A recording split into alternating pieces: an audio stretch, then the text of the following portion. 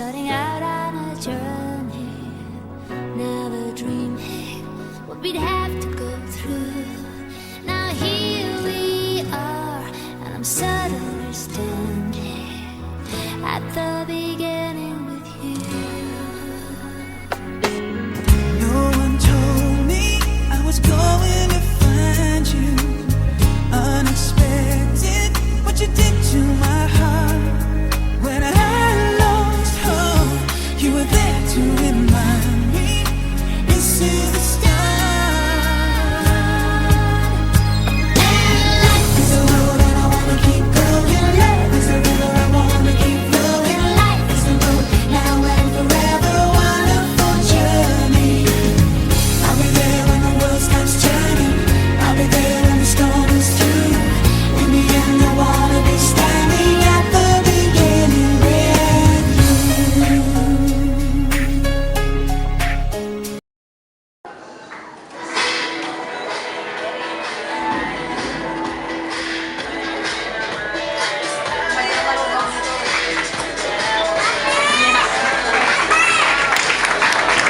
Please, give a round of applause for our celebrants.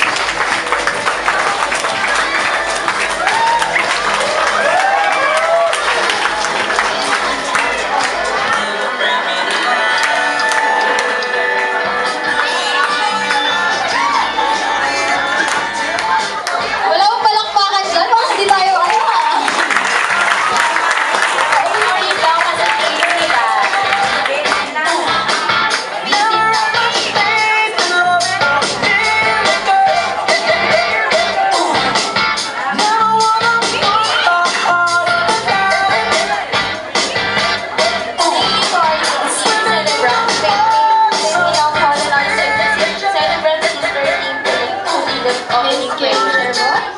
Opening prayer po.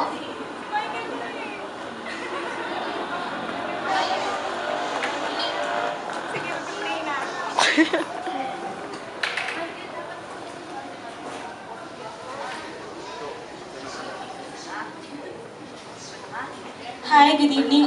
Let's all stand and bow our head to feel the presence of the Lord. In the name of the Father, and of the Son, and of the Holy Spirit. Lord God, thank you for allowing us to celebrate this simple celebration with our loved ones. We also thank you for the knowledge and blessings that we are receiving through your Holy Spirit. Please bless the birthday celebrants in living their life to the fullest. We are also asking you to please touch our heart as we embrace the gift of life and unconditional love coming from you. Bless also the souls of our departed loved ones. We are also asking for your guidance as we celebrate this special night. In the name of the Father, and of the Son, and of the Holy Spirit. Amen.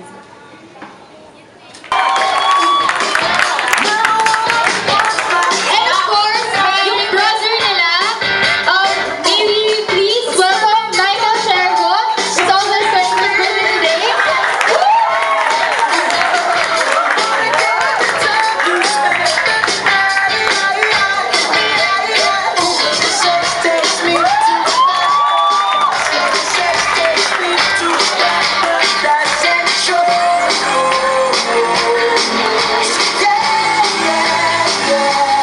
Thank you to our dear celebrants. Sa aming nanay at tatay. Plus with additional coins para bumili sa tindahan ng candy or paper dolls ni Kambal or text card ni Michael. But now, ganun pa din sila, makulit, yet a loving and supportive son or daughter, brother or sister, pamangkin, cousin, friend. The one who's doing their best in achieving their dreams para sa sarili and sa family. In behalf of my family, thank you for joining us this evening. Thank you for being here. Your presence really matters. Without all of you, sayang ang effort namin to push to this exceptional celebration. Let's capture some magical moments. Let's create happy memories. And let's surround ourselves with laughter and friendship as we celebrate this special occasion.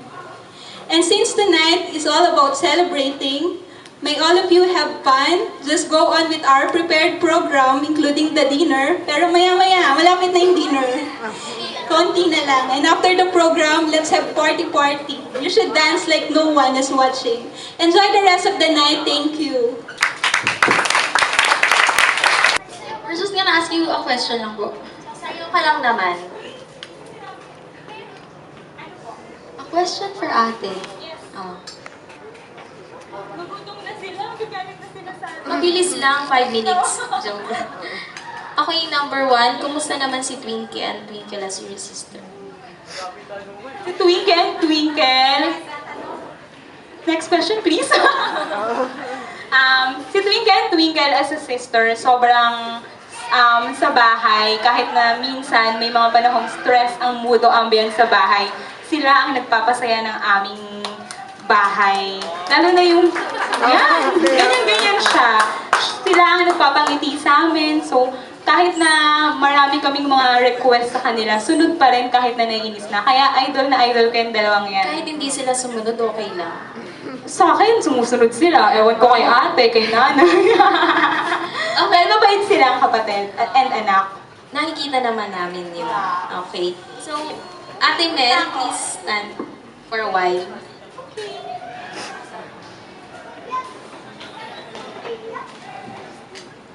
Ito, may question lang, since twins sila, syempre may agawan-agawan, ano yan, may mga ganyan-ganyan. Madalas ba sila mag-away sa bahay? Yun nga yung na-observe ko sa kanila. Parang they treat each other as best friends. Hindi ko sila nakita mag-away. Siguro minsan, pero ilan lang. Siguro once or twice ko lang nakita. Ngayon, kaso nga lang, disadvantage sa amin kasi kapag may mga secret sila lang dalawa nakakaalam. Hindi namin nalalaman yun. Hindi kayo close kasi silang dalawa. Oo, sila lang. Kami naman ni Ate Kim. So, Huli na lang kami sa Facebook. ayan. Ingat. Kay Mami, may question tayo. Isang question lang. Sobrang importante question ito. Grabe. Para naman makita yung gown mo tonight.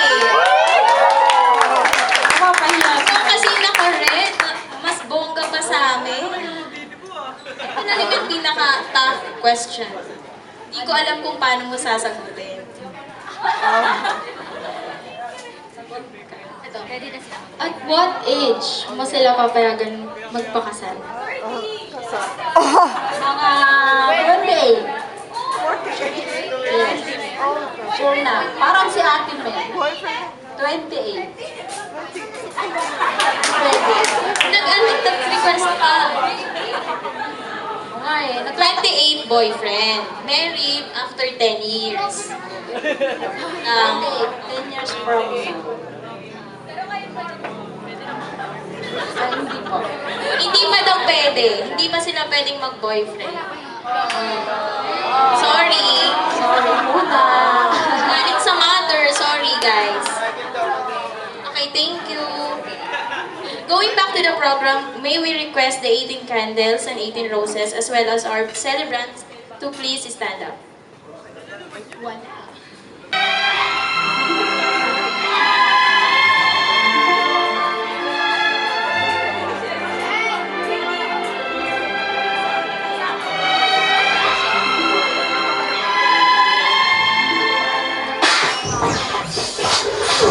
Five, four, three, two, one.